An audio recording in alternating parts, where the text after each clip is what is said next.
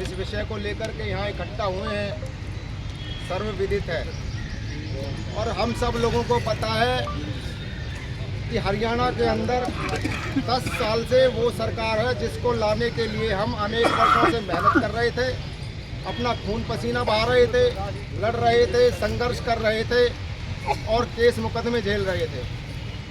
इतनी कुर्बानी के बाद हम सब लोग जो वर्तमान भारतीय जनता पार्टी की सरकार है उसे प्रदेश में लेकर के आए थे और भारतीय जनता पार्टी की सरकार जब विपक्ष में थी, सरकार नहीं थी, भारतीय जनता पार्टी जब विपक्ष में थी तो लोग जो भारतीय जनता पार्टी के नेता हैं विशेषकर रोज शोर मचाते थे, गौ हत्या हो रही है, गौ हत्या हो रही है, मेवात में लड़कियों को अपहरण हो रहा है, हिंदू का पलायन हो रहा है। उन लोगों से मैं आज ये पूछना चाहता हूँ, क्या तुम्हारा हिंदुत्व केवल सरकार लाने के लिए होता है? केवल सत्ता के लिए तुम्हारा हिंदुत्व होता है? आज मेवात के अंदर जब हम सुबह उठते हैं उससे पहले प्रतिदिन सैकड़ों गऊओं का वध हो जाता है। जो हमारी ब्रज की भूमि है, जहाँ कभी वेद मंत्रों की वाणियाँ गूंजा करती थी, सुबह उठने से पहले वेद मंत्र कानों में पढ़ते थे, आज सुबह उठते ही गौ माता की चीत्कार सुनाई देती है। जहाँ दूध घी की नदियाँ बहा करती थी इस ब्रज के क्षेत्र के अंदर, वहाँ गौ माता का रक्त आज नालियों के अंदर सुबह सुबह बहता है। ये जो गौवध हो रहा है प्रतिदिन, अगर सरकार चाहे तो क्या यह रुक नहीं सकता? रुक सकता है ना? रुक सकता है। यानी कि जो भी गौ की हत्या हो रही है आज, वो गौ की हत्या सरकार के संरक्षण और प्रशासन के संरक्षण में हो रही है।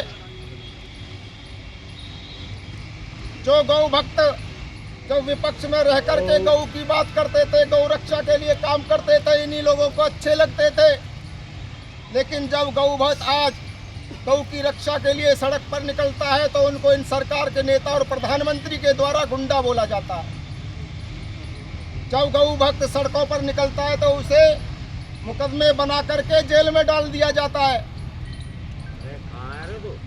तो सीधा सीधा कसाईयों से ज्यादा आरोप मैं इन सरकार के नेताओं और प्रशासन के ऊपर लगाना चाहता हूं। सरकार चाहे तो एक दिन में गौ की हत्या रुक सकती है, सरकार चाहे तो गौ की हत्या तो क्या, रक्त की एक बूंद भी धरती पर नहीं गिरेगी। लेकिन बड़े दुख का विषय है और लानत है इन सरकार के नुमाइंदों के ऊपर।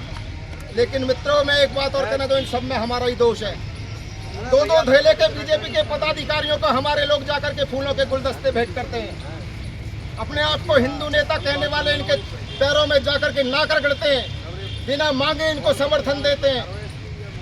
वक्त आने पर इनको आंख दिखाने की जगह, इनको प्रश्न करने की जगह कि भाई आज भी 10 सालों के गौ की हत्या क्यों हो रही है, हमारे लोग उनकी गुलामी करते हैं। मित्रों, बुरा मत मानिए, हम सब लोग गुलामी करते हैं, हमारा काम गुलामी है। अंग्रेजों की इतने साल गुलामी कर करके नहीं हम लोग झिके नहीं है। आज भी नेताओं की गुलामी हम लोग कर रहे हैं। जिस नेता को वोट देते हैं, जिसको समर्थन देते हैं, उसे हमारी गुलामी करनी चाहिए या हम उसकी गुलामी करेंगे? बताओ, हमें गुलामी करनी चाहिए क्या? नहीं। तो फिर भाई हम सब लोग क्यों गुलामी करते हैं?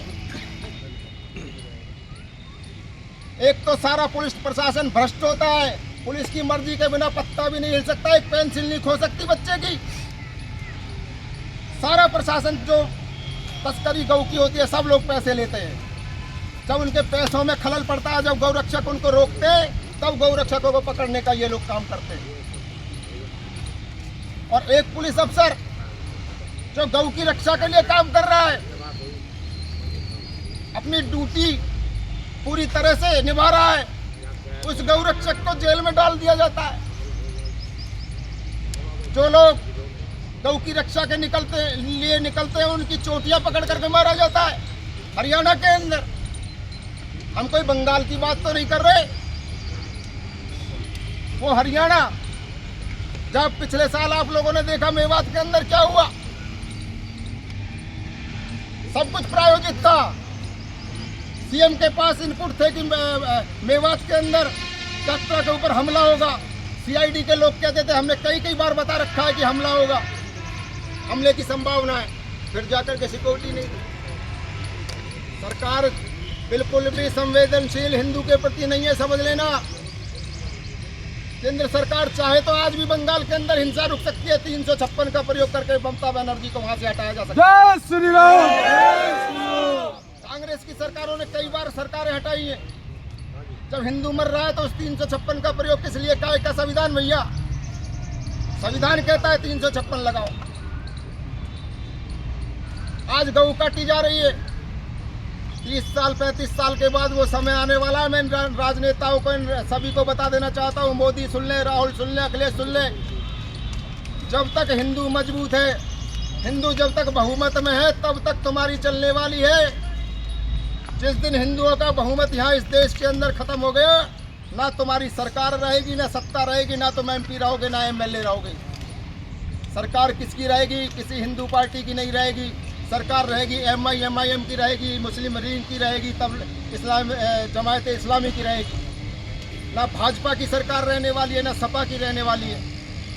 जब तक हिंदू मजबूत है, हिंदू बहुमत में है, तब तक तुम लोग इस कुर्सी के ऊपर बैठे हो।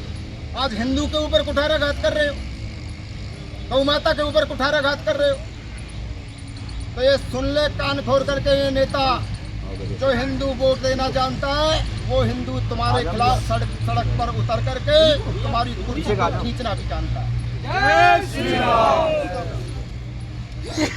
या तो तुरंत राधे श्याम को रिहा किया जाए। हमारे नेताओं जो पलवल के लोकल नेता है, मंत्री जी गौरव गौतम, तो भाई गौरव गौतम से भी हम लोग कहना